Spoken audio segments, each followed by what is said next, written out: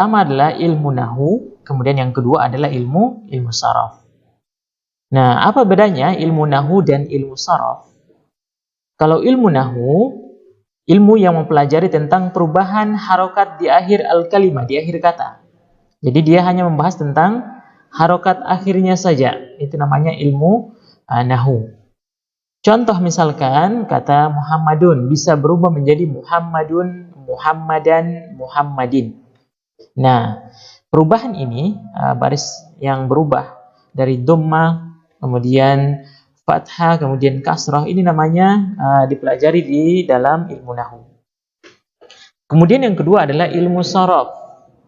Jadi ilmu saraf itu adalah ilmu yang mempelajari tentang perubahan bentuk kalimat, perubahan bentuk kata.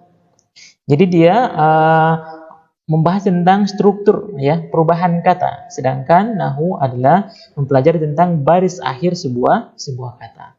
Contoh misalkan di sini kata doroba bisa berubah menjadi duriba, yadribu, doribun, madrubun, dorban, dorbatan. Nah, perubahan ini semua kita akan tahu di ilmu saraf, ya. Kita akan tahu pembahasannya di ilmu saraf. Jadi, secara garis besar bahasa Arab itu hanya dua pembahasan besar, ya. Pertama ilmu nahwu dan ilmu saraf. Baik. Kemudian penyusunan narasi, ya, penyusunan kalimat dalam bahasa Arab itu dibagi menjadi 3 bagian. Yang pertama al-harfu, huruf. Kemudian al-kalimah, artinya kata. Jadi huruf yang menyusun al-kalimah, yang menyusun kata. Kemudian al-jumlatul mufidah, kalimat yang sempurna. Jadi kata adalah yang menyusun al-jumlah, yang menyusun kalimat. Nah, perhatikan di sini pertama al-harfu, huruf. Jadi dalam bahasa Arab huruf itu dibagi 2 bagian. Yang pertama adalah al-huruful hijaiyu, huruf hijaiyah. Yang kedua adalah huruf yang bermakna, ya, huruful ma'ani. Jadi huruf hijaiyah seperti yang kita pahami, ya, alif, ba, ta, sa, jim dan seterusnya sampai akhir. Itu namanya huruf hijaiyah.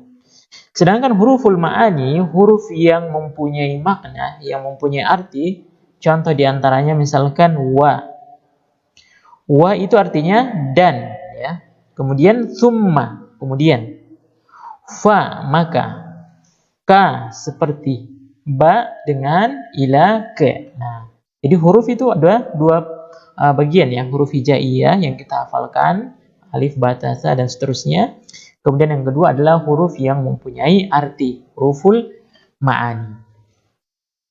Nah, berikutnya setelah huruf yaitu tentang kata, ya, al-kalimah. Al-kalimah artinya kata. Jadi dalam bahasa Arab kata dibagi menjadi 3 bagiannya. Yang pertama adalah fi'lun, kata kerja. Jadi kata kerja itu dia berhubungan dengan waktu, ya. Berhubungan dengan waktu. Maka sering kita mendengar ada kata kerja lampau, kata kerja yang sedang berlangsung, atau kata kerja perintah. Itu namanya fi'il, ya, kata kerja. Ada namanya fi'il madi yang pertama. Fi'il madi, kata kerja lampau, terjadi di masa lampau. Dorobah, diartikan telah, ya, telah memukul.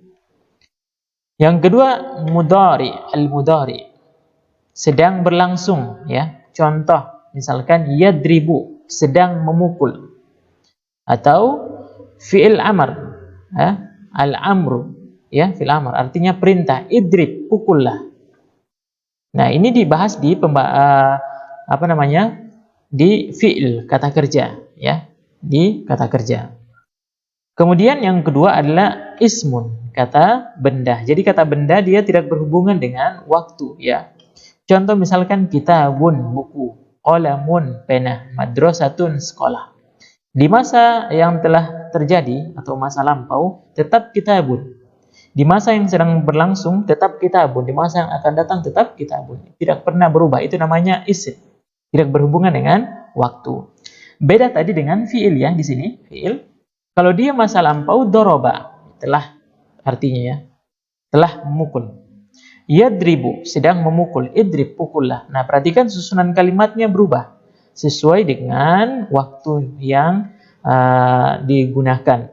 Kalau masa lampau pakai fi'il madi, masa sekarang mudhari, atau fi'il amr ya, jadi masa sekarang atau masa yang akan datang. Kemudian yang ketiga adalah harfun. Tadi kita sudah bahas ya, harfun itu adalah huruf yang mempunyai makna di sini yang kita maksud. Misalkan wa, dan, summa, kemudian, fa, maka, ka, seperti, bi, dengan.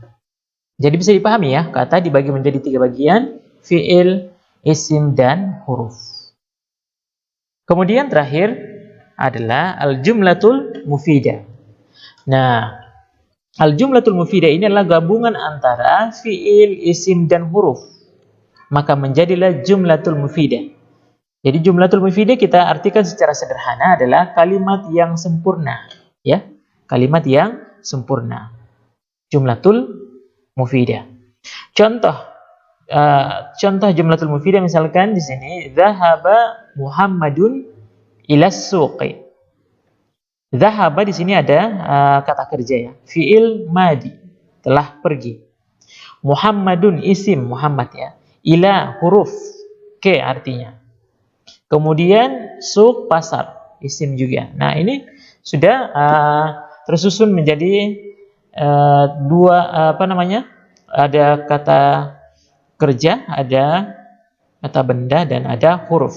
Maka susunan kalimat ini kita bisa mengatakan al-jumlatul mufidah, kalimat yang sempurna. Jadi ini adalah gambaran umum ya, gambaran umum belajar bahasa Arab ya, seperti ini. Baik, demikian ya video kita pada kesempatan kali ini. Mudah-mudahan dapat bermanfaat. Bagi yang ingin bertanya, silahkan ditulis di kolom komentar. Sampai jumpa pada video berikutnya. Semoga bermanfaat. Assalamualaikum warahmatullahi wabarakatuh. إنا أنزلناه قرآنا عربيا لعلكم تعقلون